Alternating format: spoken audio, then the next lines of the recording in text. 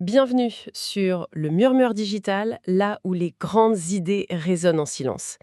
Installez-vous, écoutez attentivement et plongeons ensemble dans le sujet d'aujourd'hui. Bonjour, ravi d'être là pour décortiquer tout ça. Et d'ailleurs, avant d'entrer dans le vif du sujet, c'est le moment idéal pour rappeler à tous ceux qui nous écoutent qu'un simple clic sur le bouton d'abonnement permet de faire vivre cette émission. C'est clair, c'est hyper important pour nous. Ouais, et la section des commentaires est aussi grande ouverte dès maintenant. Partagez vos impressions, c'est vraiment ce qui alimente nos discussions. Absolument, on lit tout. Bon, alors le programme d'aujourd'hui s'attaque à un véritable séisme. On entend tout le temps parler de l'intelligence artificielle générative, la fameuse IAG, comme d'un outil un peu magique ou un gadget. Ouais, le truc qui écrit des poèmes ou qui te génère des images un peu bizarres, quoi. Voilà exactement, sauf qu'on a épluché un rapport de recherche massif, vraiment exhaustif, qui croise des données de la France, du Québec, de la Suisse, du Maghreb et même de l'Afrique subsaharienne. Et là, l'enjeu est tout autre. Ah oui, on est très loin du simple gadget, là. On parle d'un bouleversement total du marché de l'emploi d'ici 2030 dans tout l'espace francophone. C'est ça. Notre but aujourd'hui, c'est vraiment de séparer le mythe de la réalité. Quels métiers disparaissent totalement? Lesquels se transforment? Et surtout, pourquoi? Ce qui est fascinant, c'est la nature même de ce changement. Si on regarde l'histoire, depuis la machine à vapeur jusqu'au robot industriel des années 90, la cible a toujours été la même. C'est-à-dire la force physique, non? Ouais, la force motrice, les tâches manuelles répétitives. La machine remplaçait l'ouvrier sur la chaîne de montage. L'école bleue, en fait. D'accord, donc le contrat social était clair, la machine prend les boulots épuisants et l'humain se réfugie dans le travail intellectuel, bien au chaud dans un bureau. C'était ça. Mais ce contrat, aujourd'hui, il est complètement caduque. L'IA générative cible exactement l'inverse. Elle s'en fiche du monde physique. Son domaine, c'est la capacité cognitive. Le traitement sémantique, la production intellectuelle, c'est ça, hein? Exactement. Ces IA, ce sont des moteurs de prédiction statistique, basés sur le langage. Elles structurent l'information. Et structurer l'information, c'est la définition même d'un travail de bureau. C'est fou, hein. En lisant les sources, j'ai vu des chiffres qui illustrent ce basculement et c'est vertigineux. En France, entre 1994 et 2014, l'automatisation classique a supprimé à peu près 214 000 emplois industriels. Ouais, c'était le grand drame de la désindustrialisation. Sauf qu'aujourd'hui, la courbe s'est inversée. Le risque de voir son métier disparaître, il est de seulement 10% pour les filières manuelles. Mais pour les diplômés du supérieur, ça grimpe entre 20 et 25%. C'est énorme. On parle de jusqu'à 5 millions d'emplois menacés rien qu'en France. Ça fait environ 16% de la population active. Et ça touche surtout les hauts revenus. En fait, c'est le grand paradoxe de la qualification. C'est un peu comme si les travailleurs en col blanc avaient passé des années à construire une immense forteresse de diplômes pour se protéger du chômage. Je vois l'image. Et là, boum, l'IA vient d'inventer l'avion, elle passe tranquillement au-dessus des murailles et les diplômes ne servent plus de rempart, hein. C'est une super analogie. Et cet avion, il ne lâche pas ses bombes au hasard. Il y a une vraie dimension sociologique. Les femmes sont touchées de manière totalement disproportionnée par cette vague. Ah oui, les chiffres sont sans appel là-dessus. Dans les pays développés, 7,8% des postes occupés par des femmes sont fortement menacés, contre à peine 2,9% pour les hommes. Mais comment on explique ça? L'IA n'a pas de genre pourtant. Non, bien sûr que non. C'est lié à la ségrégation de notre marché du travail actuel. Sociologiquement, les femmes sont surreprésentées dans les fonctions administratives, le support tertiaire, les RH de base.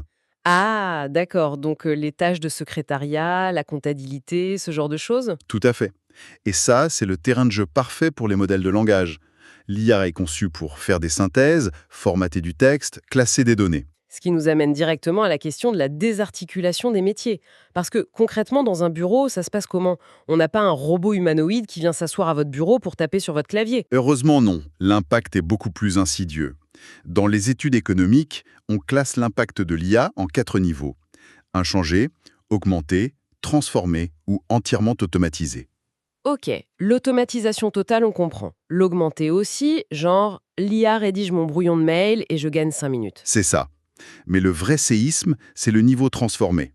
Là, l'IA ne supprime pas le métier d'un coup, elle le désarticule tâche par tâche. Regardez les données du Québec, c'est frappant. Oui, l'étude montre que 59% de la main-d'œuvre, soit 2,7 millions de travailleurs, est surexposée à l'IA. Et l'utilisation a fait un bond de 300%. Exactement. Et le métier épicentre de ce séisme Québec, c'est l'adjoint administratif. La gestion des agendas, la synthèse des courriels. L'IA absorbe tout ça. J'ai aussi noté l'exemple des PME en France. Avec des programmes comme IA Booster, une boîte peut investir 50 000 € et réduire ses coûts opérationnels de 20%. Et la conséquence directe de ça, c'est ce qu'on appelle la croissance sans emploi, le fameux jobless growth. Donc le chiffre d'affaires monte, mais quand l'assistant part à la retraite, on ne le remplace pas, on ne recrute plus. C'est exactement la mécanique à l'œuvre.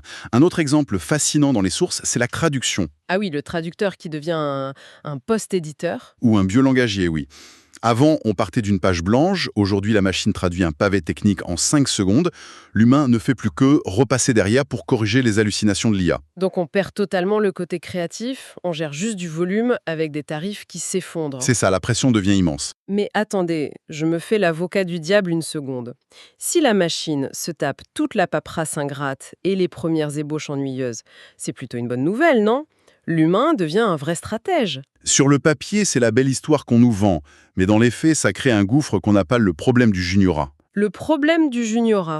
C'est-à-dire, Prenons l'exemple du droit. Dans les grands cabinets d'avocats, l'IA peut analyser des jurisprudences et faire des due diligence sur des milliers de contrats en quelques instants. ce qui prenait des semaines à une équipe de jeunes diplômés avant, j'imagine. Absolument. Pour les avocats associés, les seniors, c'est génial. L'IA augmente leur puissance de travail, ils se concentrent sur la plaidoirie. Mais les postes de juniors, eux, ils disparaissent. Ah, je vois le souci. Bah oui, parce que ces tâches ingrates, c'était le rite de passage.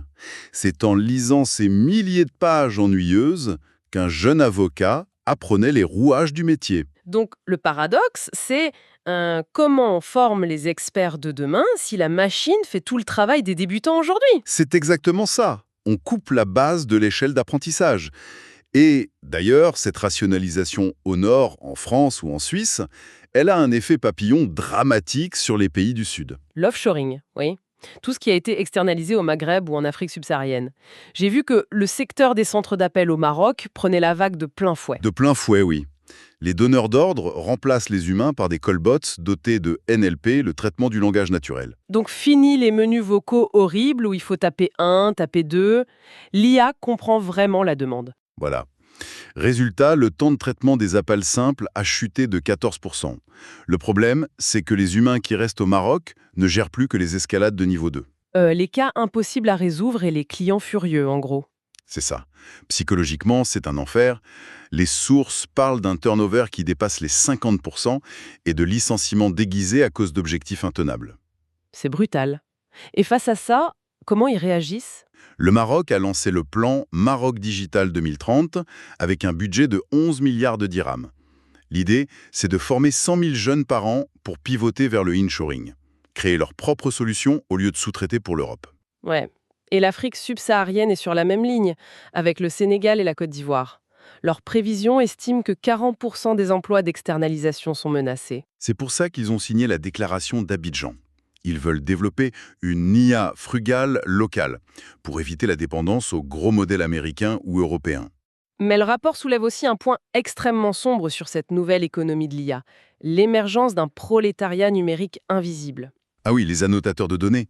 Pour que ChatGPT ou d'autres IA soient performants, il y a des humains derrière qui nettoient les données. C'est le RLHF, l'apprentissage par renforcement.